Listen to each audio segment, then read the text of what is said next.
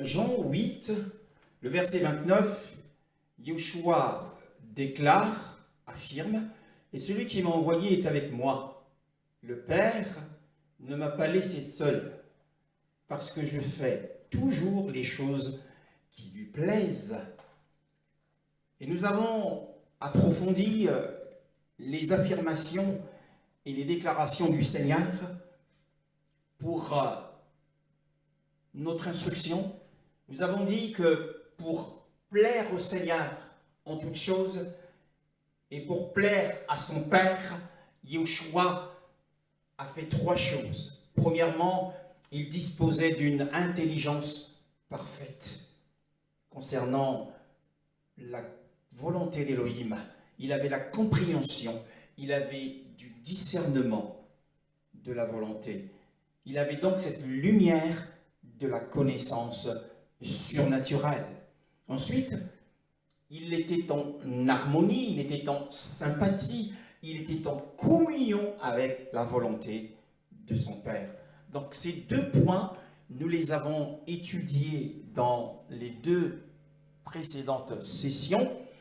Nous avons parlé d'être à l'école du Seigneur, en parlant de la connaissance, premièrement, et ensuite nous avons dit lui plaire en toutes choses, était l'un de nos thèmes, et qui a traité la question de l'intelligence spirituelle, dont nous devons être dotés par le Seigneur. Ensuite, nous avons traité dernièrement la question d'être en harmonie avec la volonté du Père. Et donc la troisième chose, c'est celle que nous allons approfondir ce matin par l'assistance et l'aide du Saint-Esprit. Eh bien, il s'agit de l'obéissance parfaite. Nous allons parler de cette obéissance parfaite sous un autre thème. Et nous ouvrons donc nos Bibles, encore une fois, à la page du chapitre 10 de Jean, au verset 17 à 18.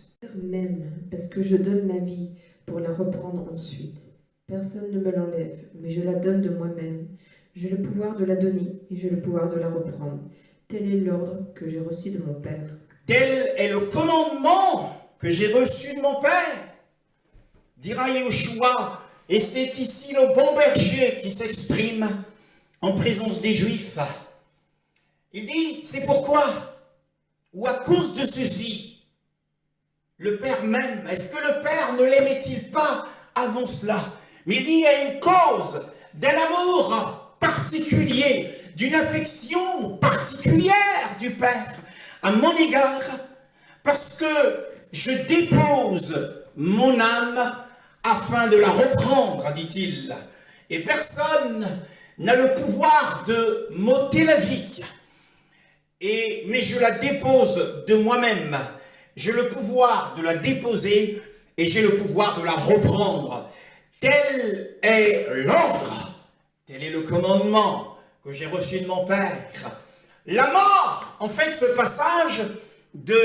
deux passages nous parlent de la mort de Yeshua. Et Yeshua témoigne ici au sujet de sa mort comme d'un merveilleux dévouement. Et ce dévouement ne commence pas par la mort.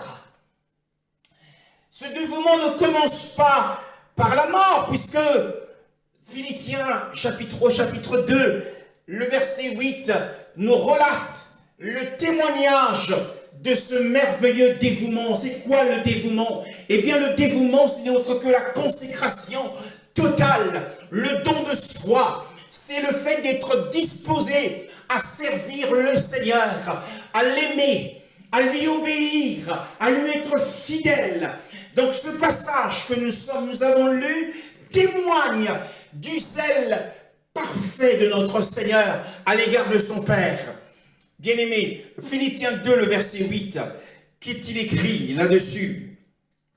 Il s'est humilié lui-même en faisant preuve d'obéissance jusqu'à la mort, même la mort sur la croix. Oui, la Bible dit qu'il a été reconnu comme étant un seul homme, comme étant un homme. Souvenez-vous de la femme samaritaine au puits de Jacob, après que Yeshua ait révélé que cette femme a eu Sainte Marie. Alors, elle a abandonné sa cruche, elle est retournée dans son village en s'écriant « Venez voir un homme venez voir un homme qui m'a dit tout ce que j'ai fait, n'est-ce pas le Mashiach? Alors, il a été reconnu comme un homme par les hommes. Et il était une pierre d'achoppement pour les gens de sa génération. N'ont-ils pas dit, n'est-ce pas, le fils de Joseph et de Marie? Ses frères et ses sœurs n'habitent-ils pas parmi nous? Et il était pour eux une occasion de chute, nous dit les évangiles. Mais non seulement il a été reconnu par les hommes, mais il était aussi reconnu par les démons.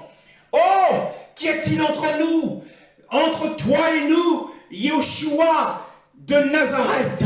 Nous savons qui tu es, le Saint d'Élohim. Oui, les démons savaient qui il était, Yeshua de Nazareth. Et lorsque l'ange est apparu à Marie, il lui dit, le Saint-Esprit descendra sur toi, il te couvrira de son ombre, et le Saint-Enfant qui naîtra de toi sera appelé le Fils d'Élohim. L'ange reconnaît qu'il y a un enfant, un humain, qui allait naître, qui allait être conçu par la puissance et l'opération du Saint-Esprit dans le sein de Marie. Alors Elohim le reconnaît à travers l'ange comme étant un homme, comme il est écrit ici, ayant reconnu à son apparence comme un être humain. La Bible dit qu'il s'est humilié. Oh, bien-aimé, il a renoncé à sa gloire originelle. Il s'est humilié. Et en s'humiliant, il ne s'est pas arrêté là. Il aurait pu naître dans la famille de l'empereur Jules César. Mais il a choisi de s'humilier encore davantage et de naître dans la famille de Joseph et Marie. Non content de cela, la Bible nous parle de son obéissance jusqu'à la mort de la croix.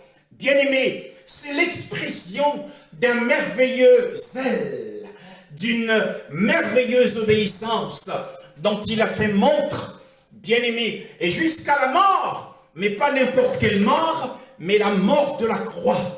Mais dans le premier passage que nous avons lu de Jean, chapitre 10, le verset 17 à 18, Yeshua nous apprend que le Père l'aime pour une cause précise.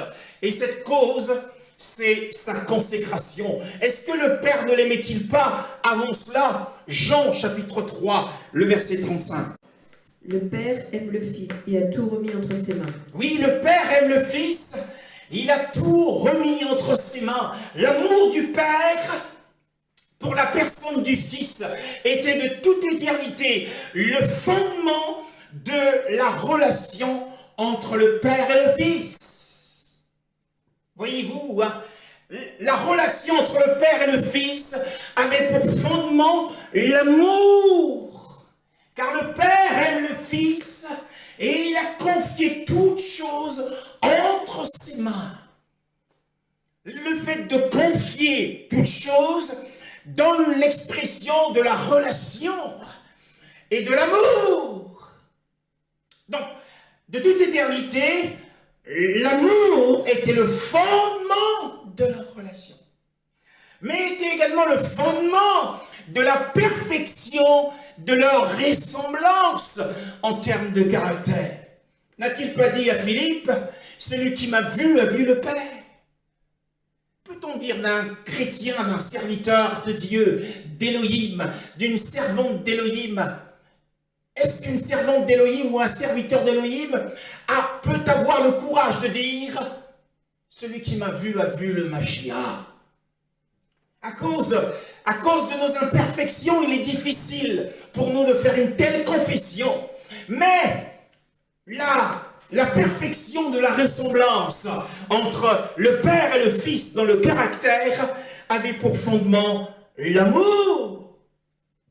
Puissions-nous nous laisser inspirer par cela, que dans le mariage, eh bien, que l'amour soit le fondement, soit le socle de la relation entre le mari et la femme, entre les parents et les enfants, que ce soit l'amour qui soit le socle, le véritable amour. Mais Dans Jean chapitre 10, le verset 16 à 17 à 18, bien-aimés, nous avons dit que l'amour dont il est question ici, ce n'est pas l'amour qui était le fondement de toute éternité, mais c'est un autre caractère d'amour. Et c'est une nouvelle beauté qui attire l'amour du Père. Et la nouvelle beauté qui attire l'amour du Père à travers le Fils, c'est sa consécration, c'est le fait qu'il dise, mais le Père m'aime parce que je dépose mon âme, parce que je me consacre totalement à lui, jusqu'à la mort de la croix, parce que je serai obéissant à lui jusqu'à la mort de la croix. Waouh! Parce que mon zèle et ma fidélité, eh bien, ne dévieront pas. Il n'y a pas de déviance dans mon zèle pour le Seigneur. Et dans ma fidélité, l'œuvre du Sauveur, c'est la nouvelle beauté qui attire l'amour du Père. Tel est le titre que nous avons reçu ce matin. La nouvelle beauté qui attire l'amour du Père. Alors, il était agréable au Père particulièrement, ce qui a fait ressortir cet amour en lui. C'est le fait que le Fils ait consenti par lui-même à renoncer à sa gloire. Comme nous l'avons lu dans Philippiens 2, verset 8. Il a été reconnu comme étant un être humain et il s'est abaissé. C'est-à-dire qu'il a renoncé à sa gloire originelle, celle que nous voyons dans Ésaïe chapitre 6, où les séraphins déclarent jour et nuit, Saint, Saint, Saint, l'Élohim, Yahweh des armées. Et toute la terre est remplie de sa gloire. C'est Yahushua dans sa gloire originelle. C'est Yahushua dans sa gloire, dans la vision de Michée, lorsqu'il vit Yahweh, l'Éternel des armées, assis, et toute l'armée des cieux à sa droite et à sa gauche. Et qu'un conseil fut tenu, c'était Yahushua, le Yahweh des armées. Alors il a renoncé à cette gloire, il s'est humilié. Bien-aimé, la mort est une humiliation. Il s'est humilié jusqu'à la mort, afin que les indignes que nous sommes, que nous étions et que nous sommes encore aujourd'hui, que nous soyons rachetés de la mort et de la colère. Lorsque Yeshua est devenu homme, il n'était pas obligé de mourir, car il dit, le Père m'aime parce que je dépose ma vie par moi-même. Il n'était pas obligé de mourir. Et pourquoi? Parce qu'il était le juste, prédit par les prophètes dans l'Ancienne Alliance. Il était le juste selon la loi. Galates chapitre 3, le verset 12. Or, la loi ne s'appuie pas sur la foi.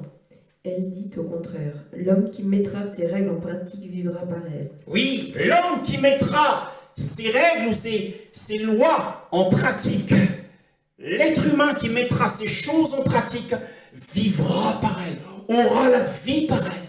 Or, Yeshua étant dans une perfection de vie, eh bien, la promesse de la loi, c'était qu'il vive toujours et qu'il ne meure point. Et celui qui vit par la pratique de ces choses ne connaîtra jamais la mort. Un autre passage qui confirme cela, c'est dans Proverbes chapitre 12, le verset 28. La vie est dans le sentier de la justice, son chemin ne conduit pas à la mort. Oui, son chemin ne conduit pas à la mort. Il n'y a pas de mort sur le chemin de la justice. Il était l'homme juste. Alors sur son chemin, il n'y avait pas la mort. Donc nous voyons qu'il n'était pas obligé de mourir en tant que fils parfait, l'homme sans péché. Mais nous voici donc conduits à la grande crise de Gethsémani. Oh bien-aimé, un homme parfait par sa vie, un homme parfait lorsqu'il prie. Voyons là, écoutons la prière du Rédempteur. Est-ce que cette prière pouvait-elle nous sauver? Est-ce que sa vie parfaite, sa vie de justice, pouvait-elle nous racheter de la mort? Lisons Marc chapitre 14, le verset 36. Il disait, Abba Père, tout est possible, éloigne de moi cette coupe. Toutefois, non pas ce que je veux, mais ce que tu veux. Oui, lorsqu'il était en prière, Yeshua s'est écrié, Abba Père, toutes choses te sont possibles. Alors, fais en sorte que cette coupe s'éloigne de moi. Mais, fais en sorte que cette coupe de souffrance, la coupe du jugement, la coupe de la mort, du brisement, puisse s'éloigner de moi. Abba Père, s'est-il écrié. Et voici qu'il se retint et il dit, toutefois, non pas ce que je veux, mais ce que tu veux. Bien-aimé, est-ce que le Seigneur, si le Père avait éloigné de lui la coupe du jugement, la coupe du jugement que méritait l'humanité tout entière, s'il l'avait éloigné, est-ce que seule sa vie parfaite, seules ses prières parfaites auraient pu nous sauver? Non, la Bible répond non, dans Hébreux, chapitre 9, le verset 22. Or, d'après la loi, parce que tout est purifié avec du sang, et s'il n'y a pas de sang versé, il n'y a pas de pardon. S'il n'y a pas de sang versé, il n'y a pas de pardon. Sans effusion de sang, il n'y aura pas de pardon. Alors c'est pourquoi il se reprend et dit toutefois, non pas ce que je veux, mais ce que tu veux. Et que voulait le Père? Il voulait que son sang coule pour que nous obtenions la rédemption, que nous soyons rachetés. Alors c'est pourquoi le prince de la vie, Yeshua, doit s'incliner de lui-même devant la mort et devant le déshonneur de la mort. Mais pas n'importe quelle mort, pas une mort naturelle, mais la mort de la croix. C'est la mort la plus profonde, c'est la mort la plus douloureuse. Et pourquoi? Eh bien parce que la personne qui mourait sur la croix, une personne mourante sur la croix, était placée sous la malédiction d'Élohim à cause du péché du jardin de l'Éden et à cause de la loi de Moshe. Ainsi, la loi de Moshe a maudit le béni du ciel, mes frères. Et le béni du ciel a été maudit afin que nous soyons ce matin, et nous le savons, nous sommes placés non pas sous la malédiction, non pas sous le signe de la malédiction, mais nous sommes, quelles que soient les circonstances, nous sommes placés sous le signe de la bénédiction d'Abraham. Il faut que nous puissions l'imprégner, que nous sachions que nous sommes bénis, même si les circonstances nous sont contraires, même s'il y a des échecs apparents, il faut que nous sachions que nous sommes toujours placés sous la bénédiction d'Abraham. C'est important que l'ennemi ne vienne pas nous tromper. Jean chapitre 10, retour à Jean chapitre 10, le verset 17 à 18. La Bible nous dit, eh bien, c'est pourquoi le Père, c'est à cause de ceci, le Père m'aime, parce que je dépose ma vie afin de la reprendre, dit-il. Alors cette bienveillance, oh quelle bienveillance, mais c'est une bienveillance merveilleuse, c'est une bienveillance sublime, c'est-à-dire, elle est grande, elle est tellement élevée, que nous y voyons comment notre Maître s'est dévoué pour le Père. Eh bien, combien nous également nous devons être consacrés à l'œuvre du Seigneur, consacrés jour et nuit à le servir, consacrés à répondre à l'appel du Saint-Esprit. Soyons dévoués comme notre Seigneur. Si nous voulons, eh bien, faire ressortir cet amour particulier du Père. Et comment s'exprime encore ce zèle du Seigneur? Comment s'exprime ce zèle du Seigneur? Eh bien, son zèle s'est exprimé dans cette heure, bien-aimé. Comment Yeshua? Eh bien, comment Yeshua a-t-il persévéré? Eh bien, il a persévéré dans l'entreprise qui consistait à déposer sa vie, c'est-à-dire l'œuvre de la rédemption. Il a continué à persévérer malgré les découragements. Oh, combien Yeshua était-il découragé lorsque les disciples l'ont tous abandonné. Tous se sont détournés de lui. Bien aimé, il en était resté 12, certes, mais la plupart s'étaient éloignés de lui lorsqu'ils se sont apparemment rendus compte que les paroles de Yeshua ne pouvaient pas être acceptées. Il dira aux 12, ne voudriez-vous pas vous éloigner, vous éloignez-vous également de moi? Eh bien, la réponse qui fut donnée est celle de Pierre, ou Pétros, lorsqu'il dira, à qui irons-nous? Tu as les paroles de la vie éternelle. C'était un moment de découragement. Il avait perdu les frères. Alors Yeshua, malgré le découragement, a continué à persévérer. Et sur ce chemin de l'obéissance, malgré les obstacles posés par la méchanceté des Juifs, par la méchanceté de Satan et des démons, et à chaque obstacle, il ne reculait pas, il continuait à avancer, à persévérer, malgré les insultes, malgré les injures de ceux pour qui il était venu apporter la délivrance. Il était venu délivrer l'humanité, mais les humains ne l'ont pas accueilli et cela ne l'a pas fait reculer. Il a continué à persévérer. Ah mon frère, voici un autre cas de figure, c'est celui de Job. Job chapitre 2, le verset 9. Femme lui dit, tu persévères dans ton intégrité, maudis donc Dieu et meurs. Sa femme lui dit, tu tiens toujours ferme, tu persévères dans ta fidélité, dans ton intégrité, dans ta perfection. Comment peux-tu persévérer alors que tu viens de perdre tous tes enfants, alors que tes biens ont été décimés? Il avait perdu ses enfants, il avait perdu ses biens, et Satan, à travers sa femme, lui dit, comment peux-tu persévérer dans ces conditions? Comment peux-tu demeurer dans la foi dans ces conditions? Comment peux-tu être fidèle à cet Elohim qui a laissé tant de choses se produire dans ta vie? Comment?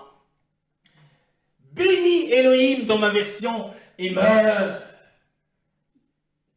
Alors combien d'entre nous sont en mesure de persévérer malgré la maladie, malgré les persécutions, malgré les problèmes sans nombre, les problèmes de famille, les problèmes professionnels, malgré les problèmes entre frères dans le Seigneur? Comment peuvent-ils continuer à persévérer? Donc en Job, et par le Seigneur par-dessus tout, nous voyons que la persévérance dans la fidélité, dans le dévouement, dans le service du Seigneur, dans le zèle pour Dieu, pour Elohim, eh bien, c'est quelque chose de merveilleux aux yeux du Seigneur. C'est quelque chose qui suscite en lui un amour particulier.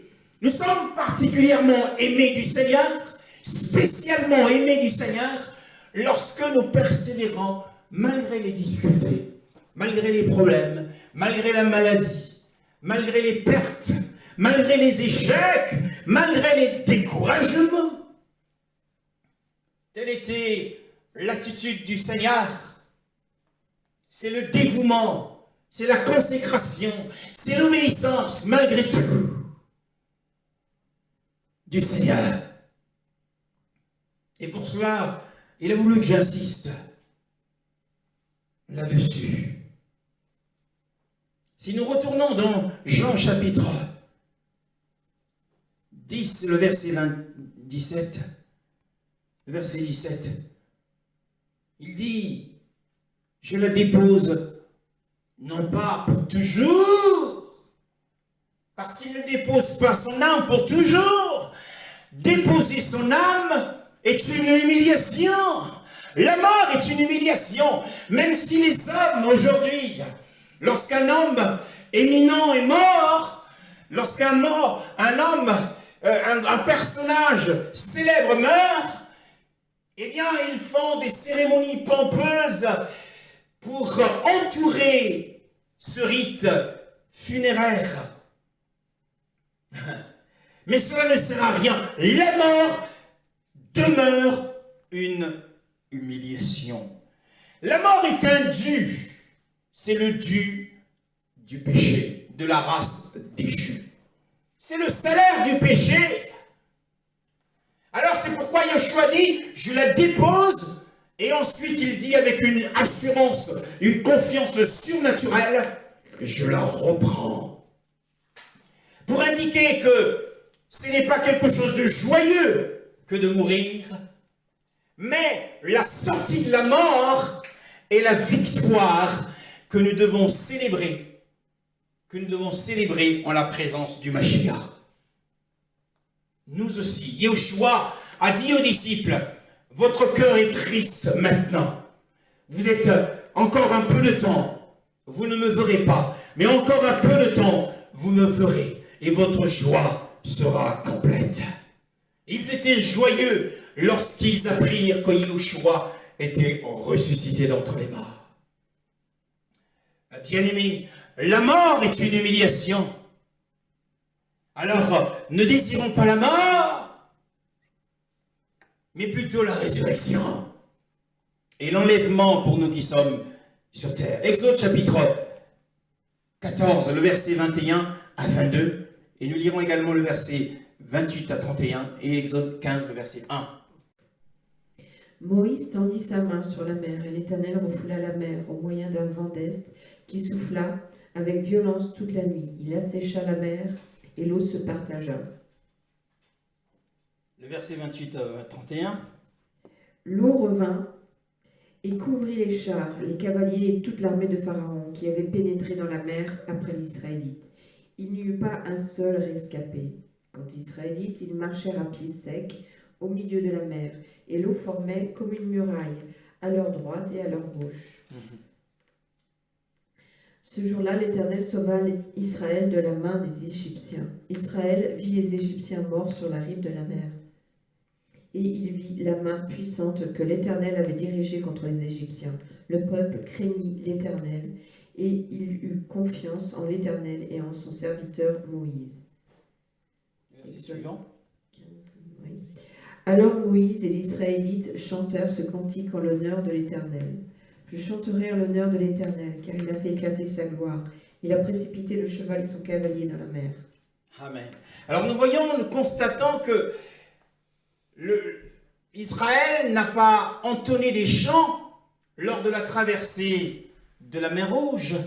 Par la manifestation de la puissance de Yahweh, les vagues de la mer s'ouvrirent. Il est apparu une route étrange. Et sur cette route étrange, les fils d'Israël se sont mis à marcher de nuit. Et pendant le parcours de cette route étrange, la Bible ne nous dit pas qu'ils chantèrent des cantiques. La route étrange de la traversée de la mer symbolise la mort, la vallée de l'ombre de la mort. Mais lorsqu'ils se sont rassemblés, après le passage de la mer Rouge, de l'autre côté de la mer Rouge, c'est là qu'ils chantèrent des cantiques à Yahweh. C'est-à-dire que le moment de joie d'Israël ne s'est pas produit au cours de la marche pendant la traversée, pendant leur parcours de cette route étrange qui représente la mort. Donc la mort est une humiliation, c'est un moment de tristesse. Mais lorsque les fils d'Israël passèrent de l'autre côté, alors ils chantèrent et ils dansèrent à Yahweh. Seule la résurrection produit la joie, et bien-aimés, dans le Seigneur. C'est pourquoi Yoshua dit, je la dépose et ensuite je la reprends. Et au verset 18, nous retournons donc dans Matthieu chapitre 10, le verset 17 à 18. Personne a le pouvoir de me l'enlever. Bien-aimé, cela démontre le caractère de l'abandon de sa vie. Eh bien, personne ne me l'enlève, mais je la dépose de moi-même. Il y a ici le caractère le caractère volontaire de l'abandon de la vie, que je retrouve le passage, verset 18. Personne ne me l'ôte, mais je la dépose de moi-même. Volontairement, le volontariat parfait du Seigneur, son dévouement. Ses ennemis, il dit, personne n'a le pouvoir de m'ôter la vie. Ses ennemis n'avaient aucun pouvoir sur lui. Aucun pouvoir sur lui, sauf à sa permission. Oui, nous devons être comme notre maître. Aucun ennemi n'a de pouvoir sur nous. Nous ne devons pas craindre le pouvoir de la sorcellerie, quel que soit le rang de ce sorcier. Qu'il ait mangé avec Satan ou pas, nous n'avons pas à le craindre. Aucun ennemi n'avait de pouvoir sur notre maître, sauf à sa permission. Luc chapitre 4, le verset 28 à 30. Tous remplis de colère dans la synagogue lorsqu'ils entendirent ces paroles, ils se levèrent, le chassèrent de la ville et le menèrent jusqu'à un escarpement de la montagne sur laquelle leur ville était construite, afin de le précipiter dans le vide. Mais Jésus passa au milieu d'eux et s'en alla. Ses ennemis se sont levés, ils étaient remplis de fureur. Ils étaient nombreux dans la synagogue, peut-être étaient-ils 30, 40, 50 personnes. Et ils l'ont violenté, ils l'ont poussé. Ils ont exercé de la violence contre lui. Et ils l'ont emmené sur la crête de la ville, où cette ville était bâtie sur une haute montagne. C'était un village bâti sur une montagne, comme on en trouve en France ici. Alors, et de là, ils ont exercé une pression, aussi nombreux qu'ils étaient, pour le jeter en bas, pour le faire mourir physiquement. Mais la Bible dit au verset 30, mais un seul homme contre sans doute 50, 60 personnes, mais il passa au milieu d'eux et s'en alla. Personne n'a le pouvoir de lui ôter la vie. Aucun de ses ennemis n'avait de pouvoir sur lui, sauf à sa permission. Alors nous allons comprendre qu'est-ce qui a fait que Yeshua, face à ses agresseurs, aussi nombreux qu'ils étaient, il a pu passer au milieu d'eux. C'est quelque chose de surnaturel. Jean, chapitre 8, le verset 59. Vas-y. Là-dessus, ils prirent des pierres pour les jeter contre lui. Mais Jésus se cacha et sortit du temple en passant au milieu d'eux. C'est ainsi qu'il s'en alla. C'est ainsi qu'il s'en alla. Et ils avaient des pierres, des cailloux, ils avaient des bouts de rocher dans les mains. À un moment donné, il disparaît du milieu d'eux, et ensuite il apparaît. Et ils avaient des armes dans leurs mains. Mais ils étaient comme paralysés et incapables de le lapider à ce moment-là. La Bible dit, c'est ainsi qu'il s'en alla. Jean chapitre 11, le verset 8 à 10. Maître, tout récemment les Juifs cherchaient à te lapider, et tu retournes là-bas. Jésus répondit, n'y a-t-il pas 12 heures de jour? Si quelqu'un marche pendant le jour, il ne trébuche pas, parce qu'il voit la lumière de ce monde. Mais si quelqu'un marche pendant la nuit, il trébuche, parce que la lumière n'est pas en lui. Le problème, c'est que les disciples étaient effrayés. Les Juifs, comme nous l'avons lu tout à l'heure, cherchaient à le faire mourir. Ils avaient ramassé des pierres pour le lapider. Et au chapitre 11, Yeshua reçoit un message lui disant que son ami Lazare est malade. Il faut qu'il s'y rende et il a tardé. Ensuite, il savait qu'il fallait que Lazare meure pour qu'il accomplisse un miracle qui montre qu'il est le fils d'Élohim, la résurrection et la vie.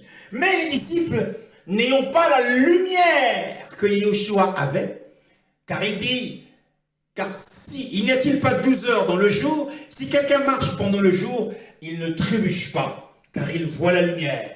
Il avait la lumière. Voyez-vous, le premier point qui lui permettait, qui ne permettait pas à ses ennemis de la voir, c'est qu'il avait la lumière de ce monde. Quelle est cette lumière? Eh bien, la lumière de ce monde n'est autre que la lumière de la connaissance surnaturelle. Il pouvait voir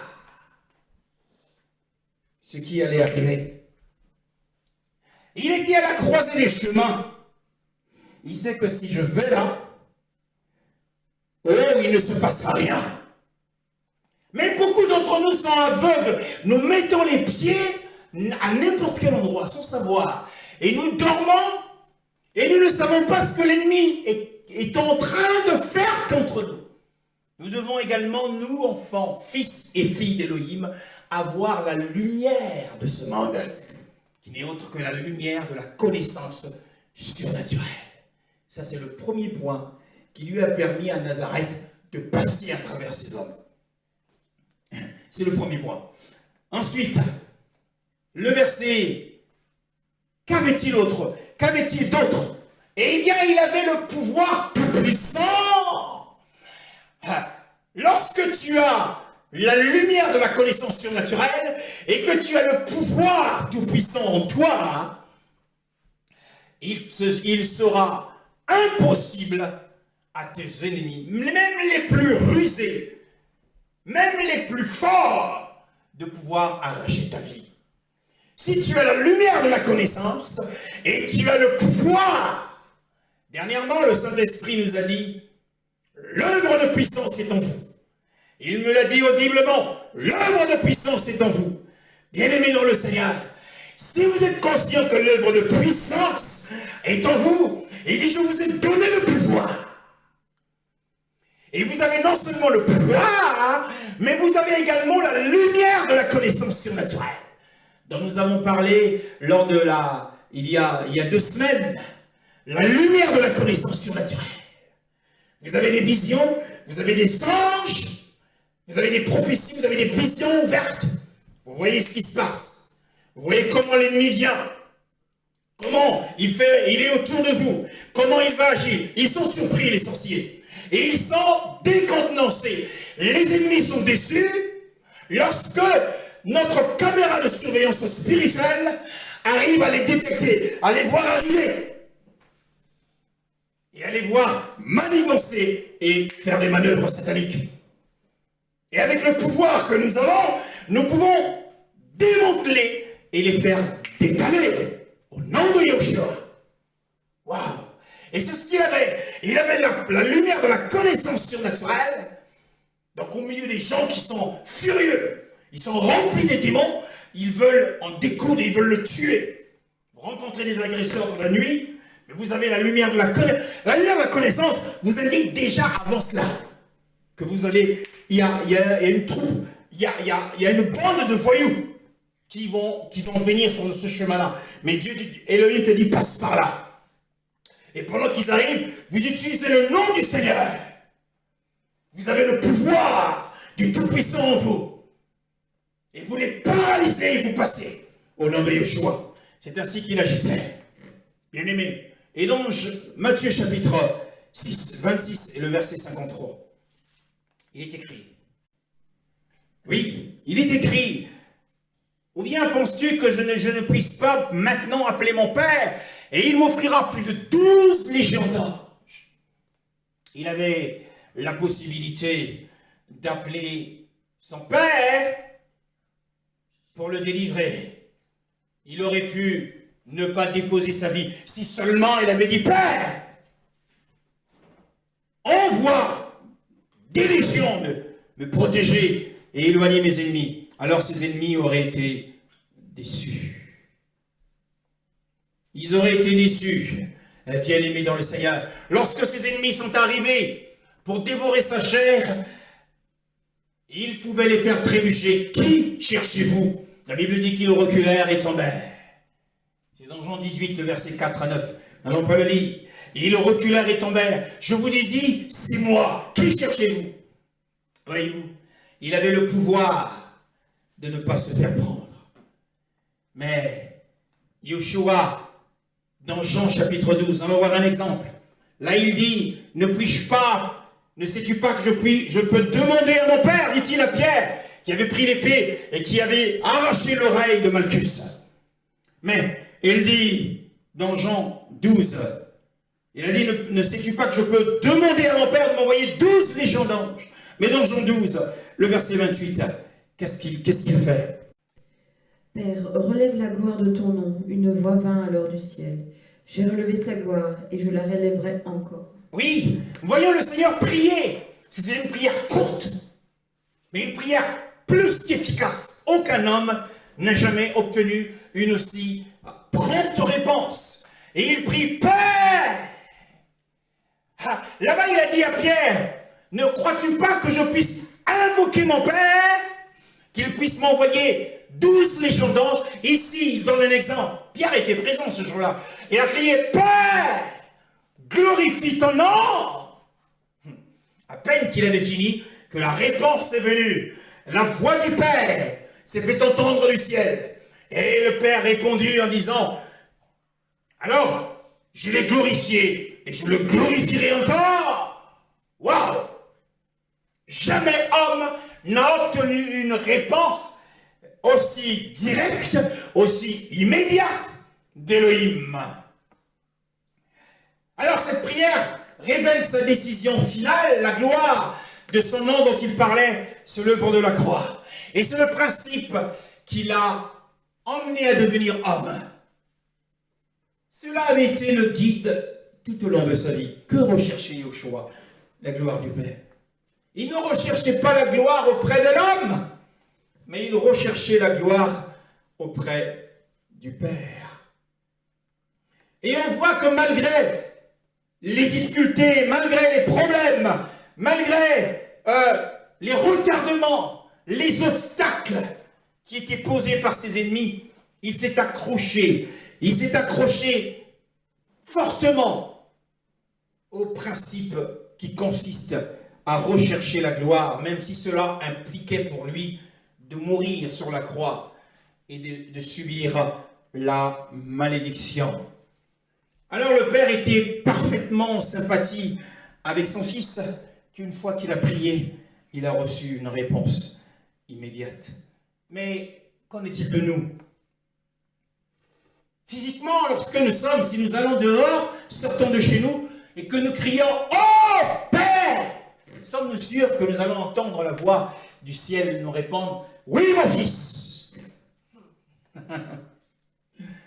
Non, non, non. Non, nous ne pouvons pas. Cela n'est pas possible.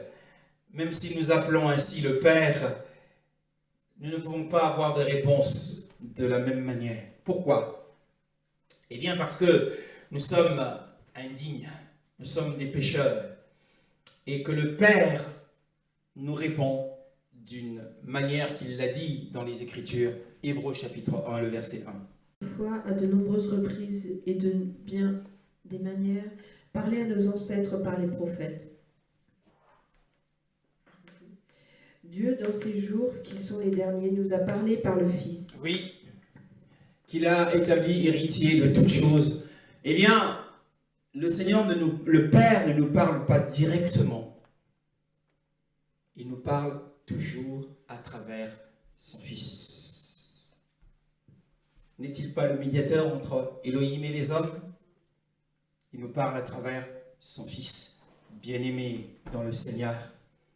Pourquoi? Eh bien, c'est le péché en fait. Le péché d'Adam nous a exclus de ce contact direct et immédiat avec le Père. Nous passons par Yeshua. Nous sommes agréables auprès du Père à travers Yeshua. C'est dans le bien-aimé, nous dit Éphésiens 1, le verset 6. Nous sommes agréables dans le bien-aimé.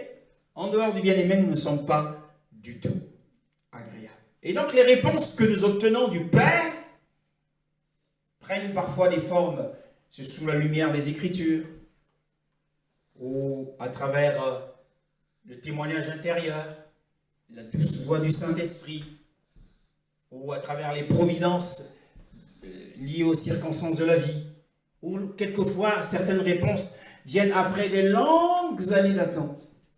On attend toujours la réponse du Seigneur. Des longues années d'attente. Frères, et dans la prompte réponse du Seigneur, du Père à l'appel de Yahushua, nous voyons que notre Seigneur n'avait qu'à dire « Père, je me répands, sauve-moi » alors sa vie aurait été préservée à la déception de ses ennemis et surtout à notre perte. S'il avait dit « Père, je me répands, je ne vais pas à la croix », eh bien, on n'aurait pas été sauvé. Le verset 18 de Jean chapitre 10 nous dit « J'ai le pouvoir de la déposer et j'ai le pouvoir de la reprendre. » Il n'y a que Yahushua qui a ce pouvoir et ce droit. Aucune créature n'a le pouvoir de lui-même, à moins de se suicider. Ça, c'est un crime. Mais de déposer son âme par soi-même. Nous avons tendance à oublier que, eh bien, l'âme que nous avons appartient au Seigneur. Dans Luc chapitre 12, le verset 20, il est écrit « Dépourvu de bon sens, cette nuit même ton âme te sera redemandée. Et ce que tu as préparé, pour qui cela sera-t-il » Oui, le Créateur réclame l'âme de l'homme. Nos âmes ne nous appartiennent pas, elles appartiennent à celui qui nous conserve la vie. Cette nuit même, notre âme peut nous être redemandée. Comme nous venons d'apprendre qu'un serviteur d'Élohim qui a parcouru un long chemin avec nous depuis plus de 30 ans, à Brazzaville, au Congo, est décédé jeudi dernier, dans la force de l'âge. Son âme lui a été redemandée. Attention, attention.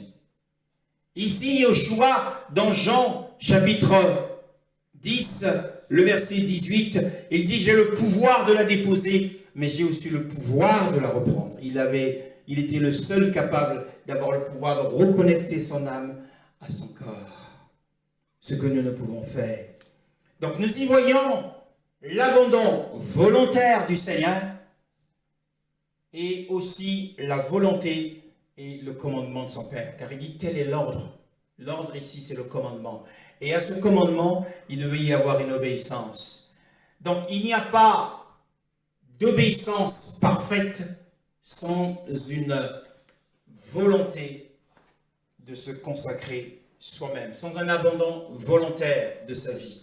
Nous devons abandonner, pour qu'il y ait une volonté, une obéissance qui plaise au Seigneur, nous devons abandonner volontairement notre vie entre ses mains, pour qu'il se serve de nous comme d'un vase. Ainsi, nous comprenons que la perfection du volontariat, c'est-à-dire de l'abandon volontaire de l'âme au Seigneur, la consécration au Seigneur, notre fidélité au Seigneur dans la prière, dans le jeûne, quand nous avons un appel à la prière, un appel au jeûne, un appel au service de la parole, un appel à l'évangélisation, un appel à aller à une mission, à se déplacer pour le servir, même si tu dois faire des kilomètres pour aller au lieu que le Seigneur t'a indiqué d'aller prêcher, d'aller écouter la parole, d'aller servir, tu dois abandonner. Il faut qu'il y ait un abandon volontaire de ton âme avant qu'il y ait une obéissance parfaite. Parce que la perfection du volontariat et la perfection de l'obéissance se rencontrent dans les actes.